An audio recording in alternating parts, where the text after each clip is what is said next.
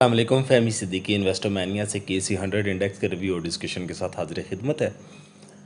Index में कल की एक वॉलेटाइल मूव के बाद या आप ये कह लें कि एक बहुत ही अच्छे विनिंग और अनएक्सपेक्टेड बुलिश मोमेंटम के बाद आज हमने एक एग्रेसिव प्रॉफिट टेकिंग भी विटनेस होते हुए देखी और वो एग्रेसिव प्रॉफिट टेकिंग एग्जैक्टली उन लेवल से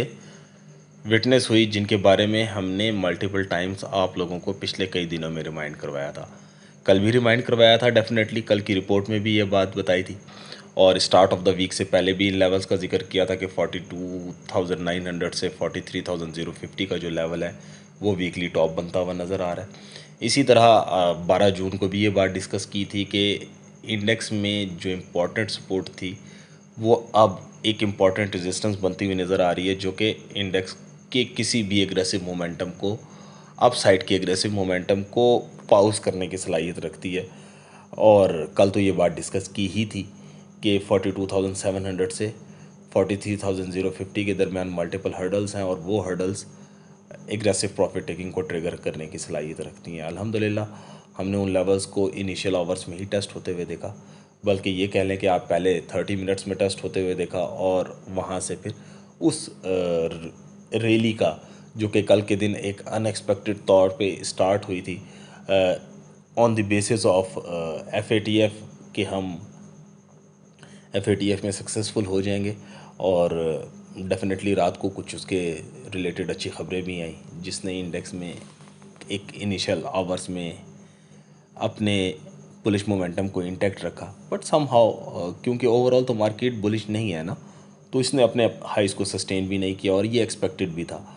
कि इंडेक्स में अपसाइड के ऊपर जो रैली बनेगी वहाँ पे आज के दिन हम प्रॉफिट टेकिंग को निगेट नहीं कर सकते और वो प्रॉफिट टेकिंग ट्रिगर होते हुए नज़र आ सकेगी। सो इंडेक्स ने 42,880 का हाई बनाया, जबकि वहाँ से जो प्रॉफिट टेकिंग और वॉलेटिलिटी देखने को नज़र आई जिसने इंडेक्स को मल्टीपल टाइम्स नेगेटिव और पॉजिटिव जोन में ट्रेड करवाया, फाइनली इंडेक्स नेगेटिव जोन में 42,458 पे क्लोज हुआ 68 पॉइंट के नेट लॉस के साथ। अगर इसको थोड़ा सा डिटेल के साथ देखें तो इंडेक्स ने डे ऑन डे बेसिस पे ऑल दो के 68 पॉइंट्स का ही नेट लॉस विटनेस किया है, लेकिन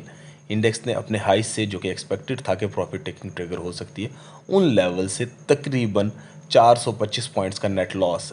विटनेस किया है, जो कि 42,880 से 42,458 के दरमियान बनते हैं। इंडेक्स ने 113.65 मिलियन का KC 100 इंडेक्स में आज हमने वॉल्यूम जनरेट होते हुए देखा। That volume is down by 15.70% from last day.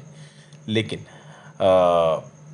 जो आज के दिन की ख़ास बात यह है कि हमने आज के दिन में जो सबसे ज़्यादा वॉल्यूम जनरेट होते हुए देखे वो पहले 30 मिनट्स में जनरेट होते हुए देखे, जो कि 30 मिलियन थे और at that point index made an aggressive profit taking on the upside, जिसकी बेसिस पे ये नज़र आ रहा था कि आज की जो ओवरऑल मूव बनती हुई नज़र आई है वो कोई सिर्फ प्रॉफिट टेकिंग का मूव नहीं है, बल्कि कुछ ना कुछ हद तक इसमें सेलिंग भी अपसाइड्स के ऊपर ट्रिगर होती हुई नज़र आई है, जिसकी बेसिस पे ये कहा जा सकता है कि इंडेक्स में एक इनिशियली प्रॉफिट टेकिंग का व्यू इंटैक्ट रह सकता है और कल के दिन हम हो सकता है कि एक फर्दर फिजल आउट होते हुए देखें इस रैली को, जो कि इंडेक्स को 42,180 से 42,130 तक लेकर चली जाए। इन एरियाज़ में इंपॉर्टेंट सपोर्ट लाया करती है और इसको आप ये कह सकते हैं कि यहाँ पे इंट्राडे बहुत ही अच्छी सपोर्ट है। इससे नीचे अगर इंडेक्स जाना शुरू कर देता है तो फिर इंडेक्स 41,900, 41,860 और इवन 41,700 का लेवल भी ओपन करता हुआ दिखाई दे सकेगा, जबकि अप साइड के लिए 42,700, 42,900 is the resistance of the day, जो कि वीकली टॉप की बात अगर करें तो वो 43,040,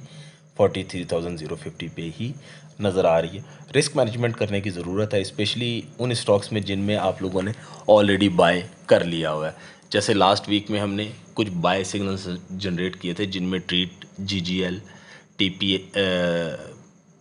PAEL, GTEC, GHNL, ससगार थे और इसके अलावा एक आधा वेव्स, इन FFN, इन सारे स्टॉक्स ने अपसाइड के ऊपर कुछ ना कुछ मोमेंटम, गेनिंग मोमेंटम बना लिया, कुछ तो टारगेट भी बना लिए। जैसे PAEL ने अपना टारगेट अचीव कर लिया है, GGL ने अपना टारगेट अचीव कर लिया है,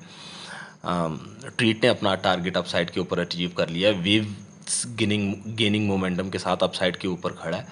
सो इन सारे स्टॉक्स में अब ट्रेलिंग स्टॉप लॉसेस के साथ काम करने की ज़रूरत है। बाकी आप लोगों को रिस्क मैनेजमेंट और इंडिविजुअल स्टॉक्स की स्ट्रैटेजी ऑलरेडी बता दी हुई है, उनके अकॉर्डिंगली काम करना चाहिए ताकि आप लोग बेहतर डिसीजन मेकिंग कर सकें। मैं बार बार एक बात ज़रूर कहता हूँ कि इंडेक्स को एज एन ओवरऑल ना तो आप बाय कर सकते हैं ना सेल कर सकते हैं, स्पेशली इन पाकिस्तान, और पीएसएक्स में तो ये बिल्कुल भी नहीं होता।